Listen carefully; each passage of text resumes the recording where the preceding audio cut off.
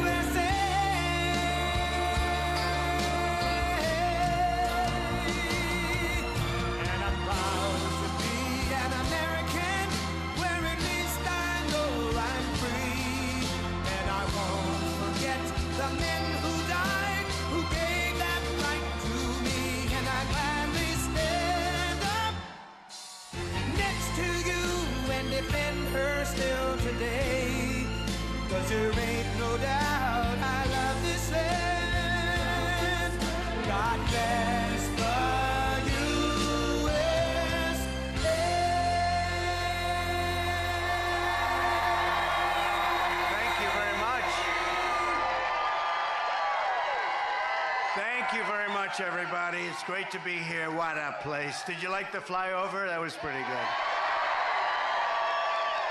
We were going low and fast. That was moving along. That was pretty low. Just want to thank JD. He's doing a fantastic job. And I want to thank North Carolina. I love North Carolina. I love them. 76 days from now, we're going to win this state, and we're going to win the White House, that beautiful, beautiful building. That beautiful building. I want to thank Senator Ted Budd, who's doing such a great job. Senator Ted Budd, thank you. Thank you. Great job, Ted. Mark Robinson, he's out there, he's fighting. He's fighting. He's a great one. And I think we have a lot of our sheriffs here, don't we have? Where are they? Will this stage hold them? I'd love to bring them up. Come on, sheriffs, get up here. Mark, come on. I don't know if this stage is going to hold them, but if it doesn't, we've had bigger risks than this. Right? Come on, sheriffs.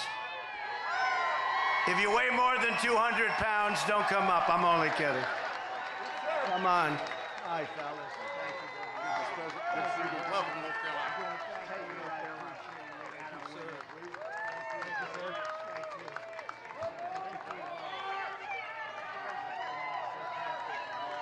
Take you sit down, guys. Come on down.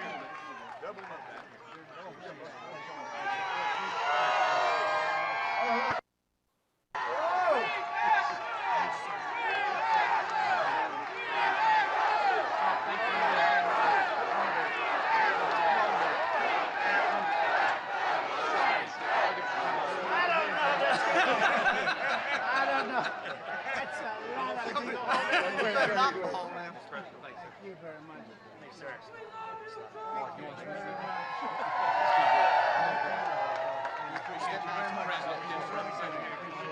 I don't know if this thing's going to hold it, but if it doesn't, we're not going to get it.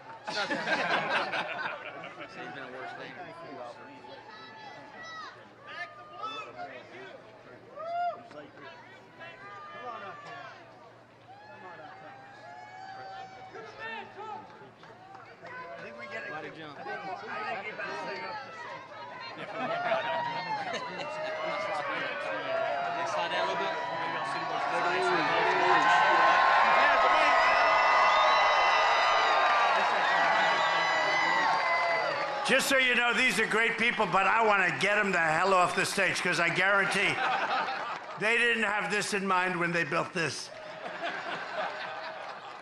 Thank goodness Mark lost a lot of weight over the last couple of months. You did, actually. Well, I want to thank you all very much. You are the reason we're able to be here, and that you have a safe state and a great state. Thank you all very much. Thank you. That's some group of people for endorsements, too. Every group virtually in the country, law enforcement endorsed us. Thank you very much. Thanks, Mark. Good luck, Mark. We'll win. Gotta win. He's gotta win. Gotta win. He's a good man. Thank you. Oh, I feel much better. I feel very much better that they got off the stage. I had no idea what was gonna happen, but it's not that far down. You know, I had no idea what was. I'm a big structural guy. But I want to thank also members of Congress, Richard Hudson and Byron Donalds, two warriors, two great people. Too unbelievable. Where's Byron? Thank you very much. Thank you very much. Where's Byron? Oh, look at him over there. He knows how to get attention. Look at that guy. He's been my friend for a long time. Thank you for everything, Byron. And you have, thank you very much, congressional candidate Mark Harris. Mark? Hi, Mark. Good going, Mark. Good numbers. Good numbers. Brad Knott and Addison McDowell. They're all going to be winners very soon. Young, good-looking people. Thank you very much. Great. The State House Speaker, Tim Moore. Tim? Where is Tim? Oh, he's nice and safe back there. Oh, hello, Tim. I appreciate it, Tim. And Neil Jackson, State Rep. Neil Jackson. Thank you very much. Thank you, Neil. RNC Chairman Michael Whatley, what a job he's doing. What a job he's doing. And North Carolina GOP Chairman Jason Simmons, who's been a friend of ours for a long time. Where's Jason? Nice tall character right here. Thank you very much, Jason.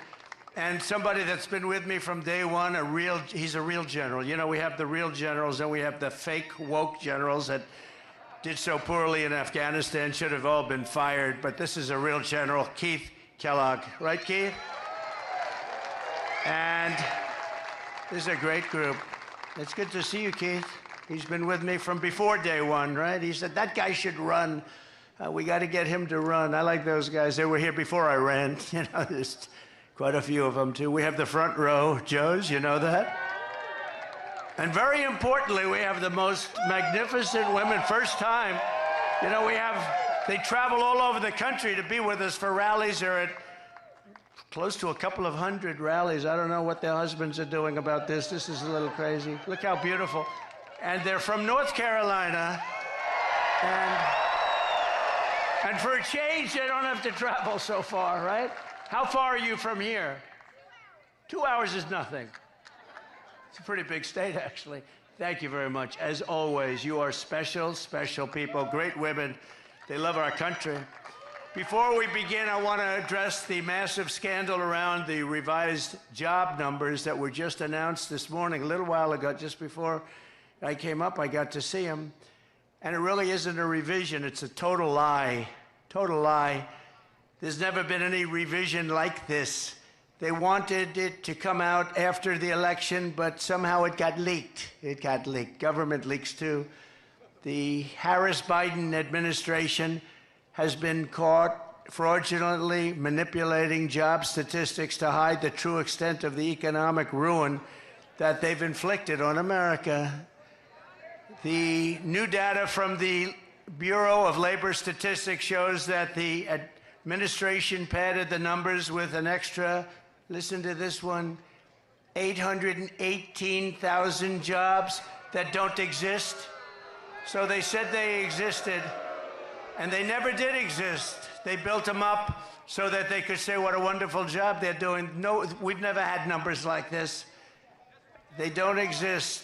They thought they could do it sometime after, you know, we have an election coming up very quickly, but they wanted this to come out after November 5th, when it wouldn't have meant so much, but it came out a little early, so there's a patriot in there someplace, right? The real numbers are much worse than that. And Comrade Kamala, you know, she's Comrade, the most radical left person ever to run for a high political office in our country. Gets another 4 years, millions of jobs, and it'll vanish overnight. She gets 4 more years, you're going to see jobs vanish. Millions and millions will vanish, and inflation will completely destroy our country. We'll have inflation worse than they've given us. You know, when I gave it to them, I had virtually no inflation, and now their number's up to 22, 23%, but their real number is probably 40 to 50% because a lot of the things in their numbers aren't included. I saw another one where the FBI releases crime statistics, and they weren't that bad. And then they left out little things like New York, Chicago. They left out various areas, and that wasn't so good. Your life savings will be totally wiped out. And if you put somebody like that in there with him, how about him? How about him? She'll destroy our country just like she destroyed San Francisco, just like she destroyed California. With the Trump victory, we will once again have the greatest economy in history. We're going to do things that are going to make us so great so fast. We're going to bring it back. We're going to make America strong again. We're going to make America great again. It's going to be fantastic. It's going to be fantastic. So I just want to thank you very much for your support, because I've always had fantastic support from you. Thank you.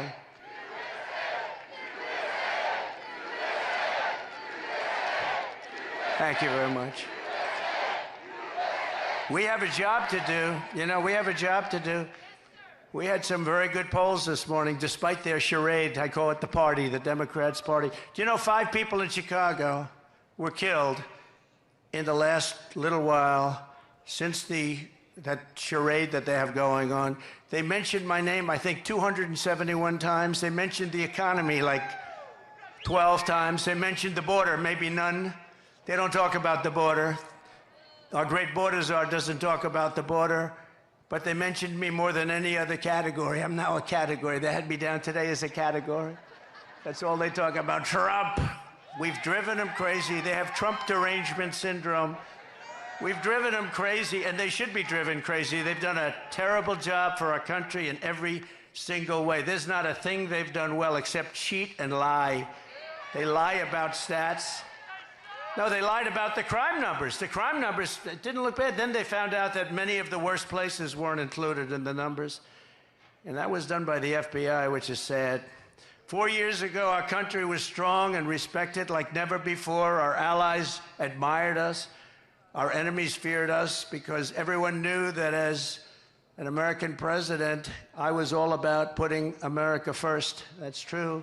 Under my leadership, we rebuilt the United States military, created Space Force, and we made our allies pay their fair share and their fair dues. You know, we went to NATO, we say, you're not paying, you got to pay. If you remember, President Bush would go and he'd make a speech. Obama would go, he'd make a speech. They all made speeches. This one didn't even make a speech, this last one. But I went, I said, nobody's paying. You got to pay. And they did, paid hundreds of billions of dollars. They said, well, does that mean you won't support us if we don't pay? I said, that's what it means. I had to say that. I got a lot of heat for that. People, the fake news. Oh, that's a lot of fake news. Oh, that's a lot of fake news. No, the fake news gave me a hard time for that. The fake news was saying, what a terrible thing to say to our allies. Our allies weren't paying. And I said, you got to pay. We were paying for everybody. So they take advantage of us on trade, and then we also pay for their military. That somehow doesn't work. So they had to pay. They paid hundreds of billions of dollars. But I said to them, no, that means I will not protect you. I will not protect you. They said, sir, if we're attacked by Russia, will you protect us? Used to be Soviet Union, now Russia. Will you protect us? I said, are you paid? No, let's assume we're not paid. Then you're delinquent, right? Well, yes, that's an old real estate term. You're delinquent, yes. No, we will not protect you. The press went crazy that I said, and you know what? If I would have said the other way, they would have never paid. Hundreds of billions were sent into NATO. But we defeated ISIS, we killed the world's top terrorists, we secured our borders, we achieved energy independence, we stood up to China, we protected Israel, we made peace in the Middle East with the Abraham Accords, and more. We did things like nobody ever heard of, and we brought our troops mostly back home. We didn't start any wars for 79 years it was before. We didn't start wars, 79, 80 years.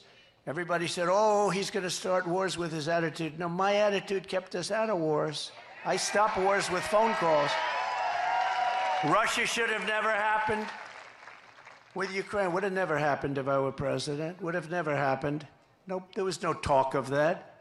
Would have never, ever happened with Putin. Would have never happened. And Israel, October 7th, would have never happened. Iran would have never done that. They had very little money at that point. Now they're rich as hell. But Biden allowed that to happen, and Kamala, where's Biden? What happened to Biden? Where is he? He's on a beach. He's on a beach. You know, he's got somebody that thinks he looks great in a bathing suit. He likes to go to a beach. How do you leave here and go on a beach? You can't do it. There are things you just don't do. People don't want to see you in a bathing suit. Walks badly. It's hard to walk in the sand, you know. He has a hard time lifting his feet through the sand. And then he grabs the chair. The chair is meant for old people to lift and young kids to lift, like, you know, 4-year-old kids, right? And he can't lift it. He needs a little help. The whole thing is crazy. How we ever got that is crazy. And what happened to our country with inflation and with disrespect from all over the world, and all these wars are starting all over the place.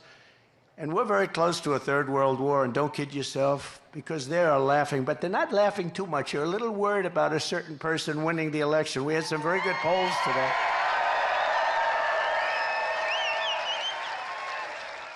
And if that happens, you're not going to have any third world wars. Every American was safer under President Trump. In fact, the entire world was safer when I sat behind that beautiful, resolute desk in the Oval Office. You know, I heard the other day, for the first time, I heard Biden say, the beautiful, resolute desk. He never said that before. They copy me. When I say we're a nation in decline, guys are copying me. Then they say they shouldn't say that, but they thought the words were beautiful. But they copy me all the time. In that case, it was Republicans that were copying me because they happen to be right, so I don't mind if a Republican copies me. Any of you guys want to copy me. But it's a sad thing to have to say, but they copy me. The resolute desk, he never mentioned that. He doesn't even know what the hell the resolute desk is. Exactly 3 years ago this month, the weakness and incompetence of Kamala Harris and crooked Joe Biden delivered the most humiliating event in the history of our country and one of the biggest military disasters in the history of the world, as far as I'm concerned. No one will ever forget the horrifying images of their catastrophic retreat from Afghanistan. Desperate Afghans fell to their deaths from the wheels of U.S. cargo planes that were 3,000 feet up in the air.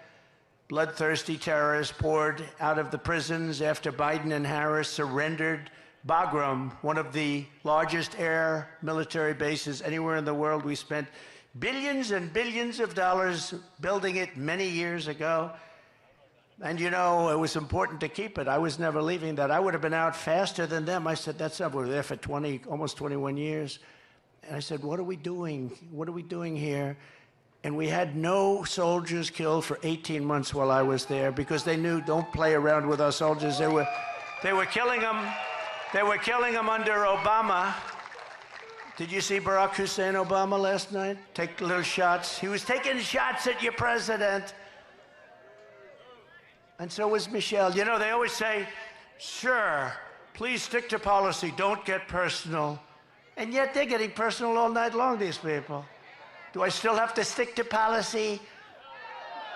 Sir, you must stick to policy. You'll win it on the border. You'll win it with inflation. You'll win it with your great military that you built that they gave away $85 billion worth of it in Afghanistan. Sir, you're going to win it on crime. The crime is running through the streets like never before. You're going to win it on all of these things, and maybe especially, I think two things, the economy, inflation, because I view them together, what they've done to inflation, and they caused it with energy. What they did with energy is so stupid. If we were there, our energy, we would be so dominant all over the world right now. We were already energy independent. I made you energy independent, but we would be energy dominant. We'd be paying back debt. We'd be reducing your taxes still further. We gave you the largest tax cuts ever. And a lot of good things were going to happen, but now we're just going to have to sort of call it a delay of 4 years. But these people don't have any idea what they're doing.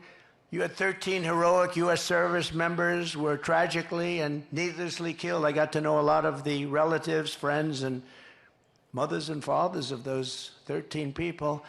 45 others were horrifically wounded, and $85 billion worth of the best military equipment anywhere in the world was handed over to these people.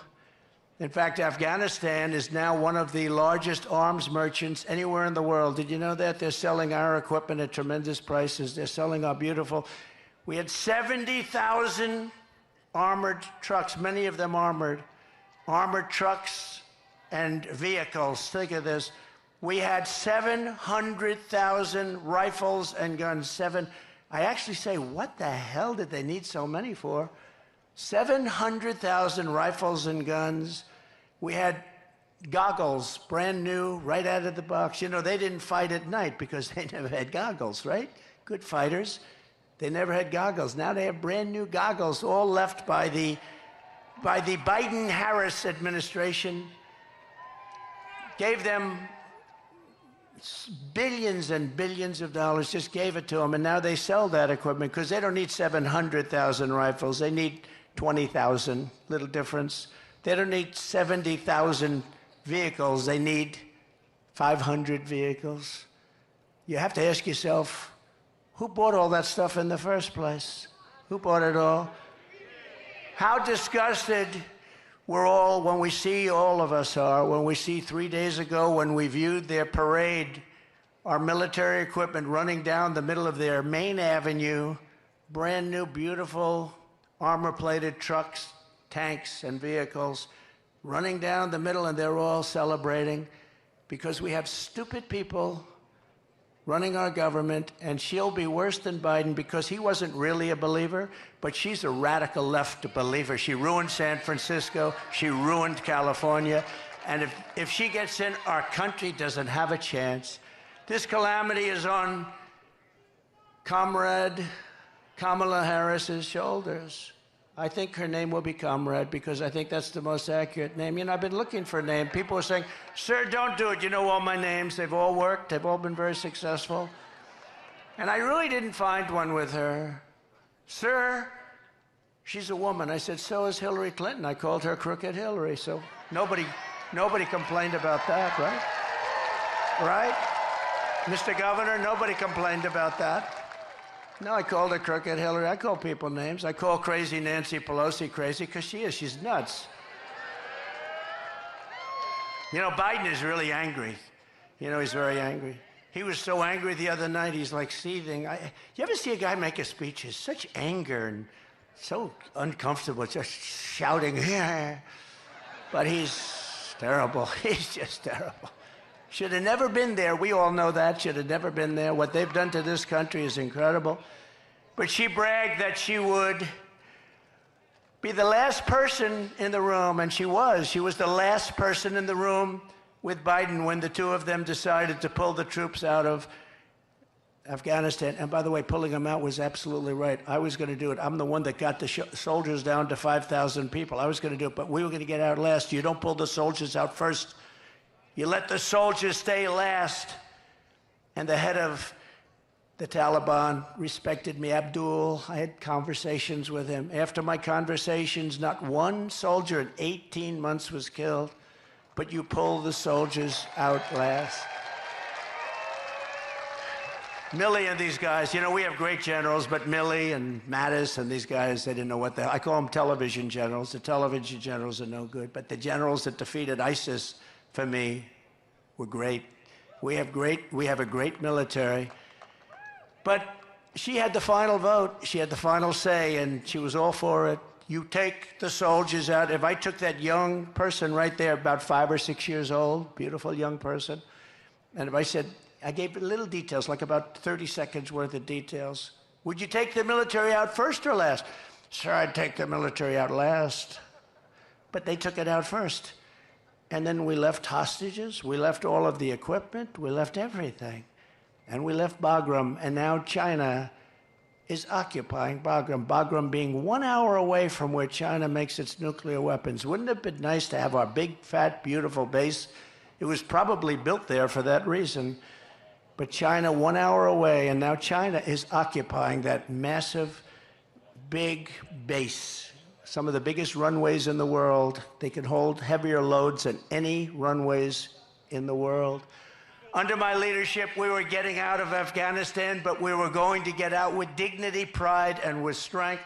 When I left office, we had not lost a single service member in the combat in Afghanistan in more than 18 months. And then we had that horrible day where we lost so many, and so many were so badly hurt. Arms, legs gone, face just obliterated. We lost so many great people that day. Nobody talks about the people that were so badly injured. They never mention them. I always mention them. All over the world, our adversaries knew that America was not to be trifled with when I was your commander-in-chief. And you know, it's very interesting.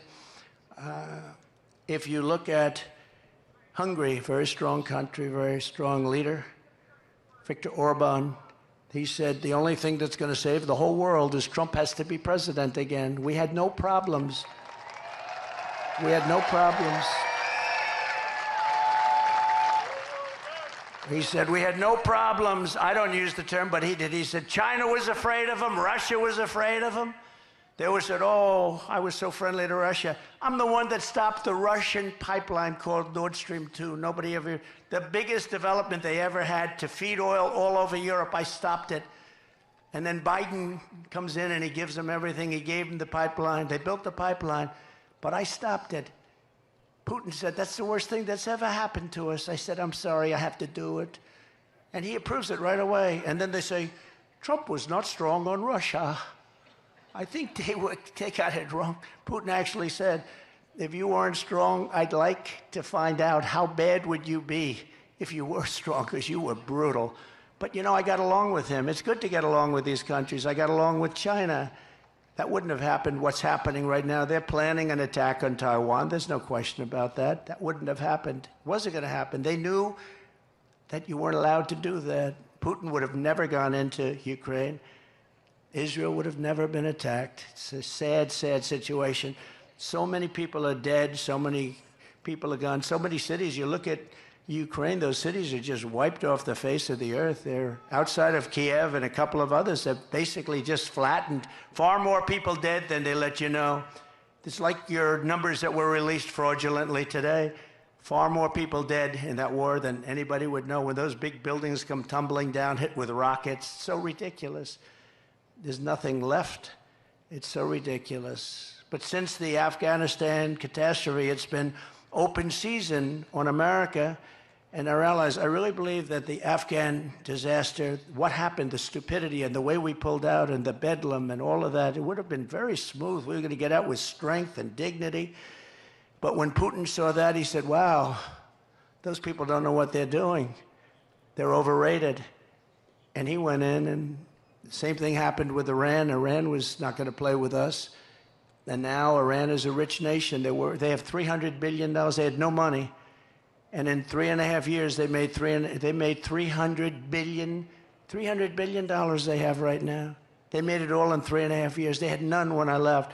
And we would have made a fair deal with them. They can't have a nuclear weapon. Very simple. You can't have a nuclear weapon. Other than that, we want you to have great lives. But I do hear they're after me, but, you know, that's the way it is. Look, I'm here for you, and I'm here even for the world. We want to stop world wars because the equipment is so devastating now. A world war is obliteration. We can't have a world war. Every dictator, tyrant, and terrorist on the planet knows that they can get away with murder under Kamala and Crooked Joe. Kidnappers are getting millions and millions of dollars, but now they're getting billions. They're getting billions. What did you get for the 4 people that we released? Sure, they got $6 billion. What is $6 billion? Does anyone know what that means? $6 billion. They got $6 billion. People get kidnapped and, you know, they ask for like, how about $1,000? How about 500? They got $6 billion from these idiots. And you know what happens? When that happens, a lot of people are going to get kidnapped because they say, we're dealing with stupid people. A lot of people. We had 59 people that were hostage, some in North Korea. That's about as tough as it gets. We got people out without paying for anything. We never gave money. We didn't want to give money. If we gave money, all they do is they go around kidnapping everybody. These people give, not only do they give $6 billion, they got the Prince of Death out. He's the #1 arms merchant in the world. Russia got him as part of one of the deals. The #1 arms merchant in the world. We got a couple of people. But, you know, why were they there? And why did they do what they did? But they got some of the most criminal, the toughest, meanest criminals anywhere in the world. On top of that, we paid them billions and billions of dollars. We're run by very stupid people. I'd like to use a different word. I'd like to use a much more sophisticated word, but there's no word I can think of. Incompetent. How about incompetent? As a result, peace in Europe has been shattered by the largest European land war since the fall of Nazi Germany. This is the largest war there's been, and this war is going to escalate and escalate. When, if, but when. I have to always say if, you know, because they cheat. I would say when if they didn't cheat, but they cheat. That's the one thing. They're great at cheating in elections. If we win, I'll get that thing settled before I take the office. I'll get it settled as president-elect. I'll get that war stopped. With Russia, yeah, we'll get that stopped. Ukraine and Russia, we're going to get it stopped, and quickly. It'll be done before I get to office. It would not have happened if I was president. It wasn't going to happen in the Middle East. The Jewish people have suffered the worst atrocities and deadliest attacks since the Holocaust. There's no question about that. The United States has been forced to abandon more embassies under Comrade Kamala than at any time in our history. We're running out. It's not like we're leaving. We're being run out of these embassies that cost us hundreds of millions of dollars to build. You got to see these embassies in the middle of nowhere in a country you've never even heard of. They spent $900 million to build an embassy. The whole thing is crazy. The world is on fire, and Kamala and Biden have marched us to the brink of World War III. That's what we're in. I think, General, you would probably agree. You're one of the experts, I would think, right? I don't even talk to you about that lately. It's so out of control, I don't even have to bother. I just say, look, take a look. But one of the great experts, and we're on the brink. That's why this November, Americans are going to tell Kamala Harris, that we've had enough. We can't take it anymore. You're doing a terrible job. Comrade Harris, you're fired. Get out of here. You're fired. You're no good.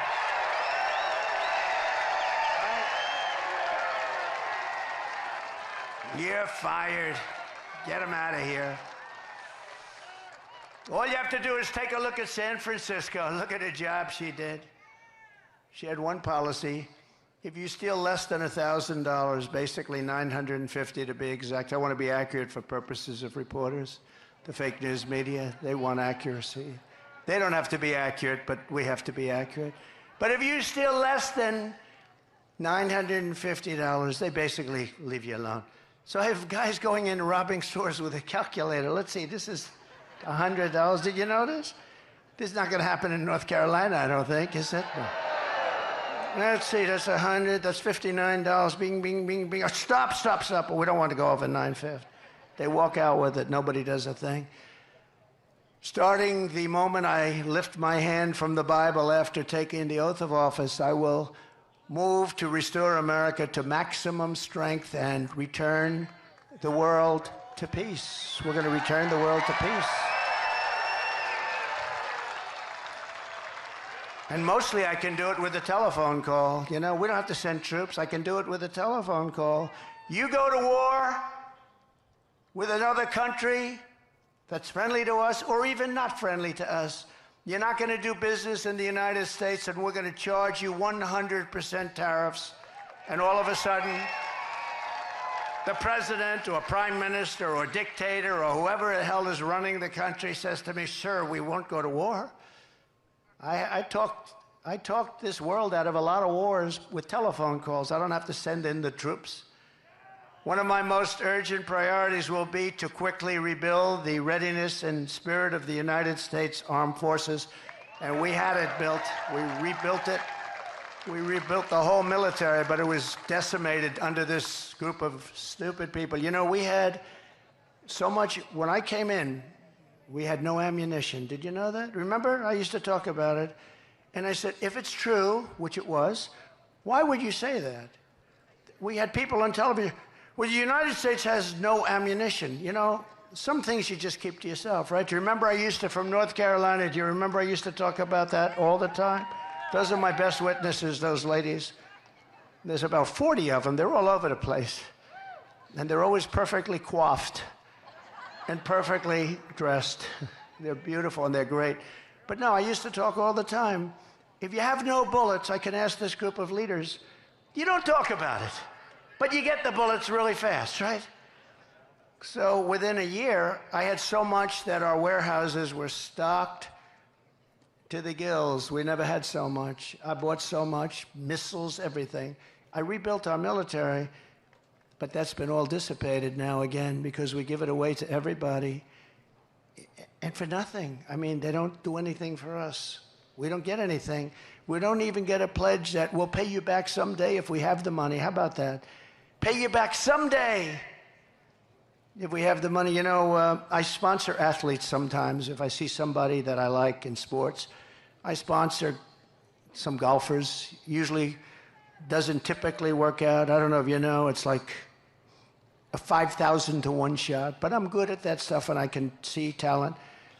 And I'll give them a few $1,000s. I'll give them $50,000. I'll say, you know, you're really good. You could make it. Why aren't you trying out for the tour? Sir, I have no money. I have to give lessons. I have no money.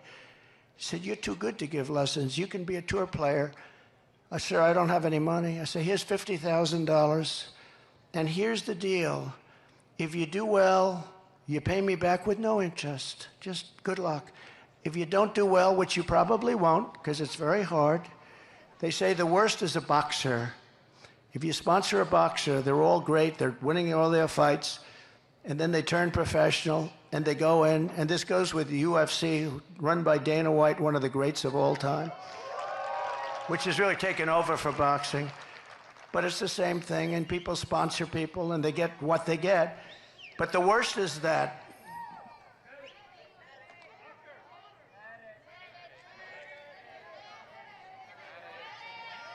what's wrong? Oh. A doctor, please.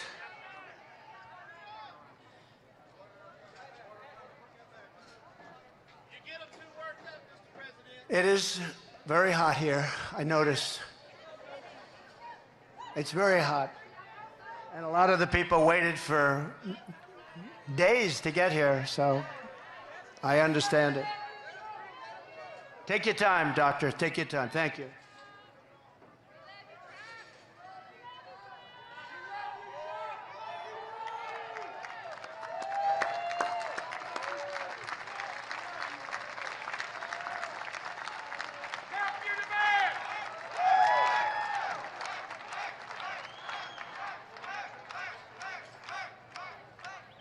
Yeah.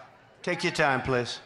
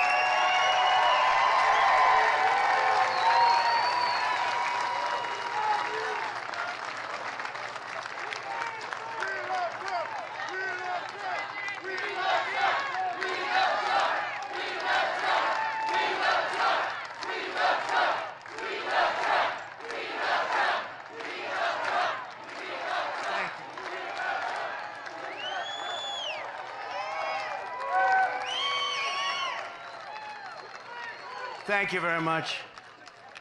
You know, they come 2 days, 3 days early, and it's a lot of stress. We lose them. The only ones we don't lose are front row Joes. I don't know what they have going. They have something going here, Governor. Thank you very much. Thanks, Doctor. But America's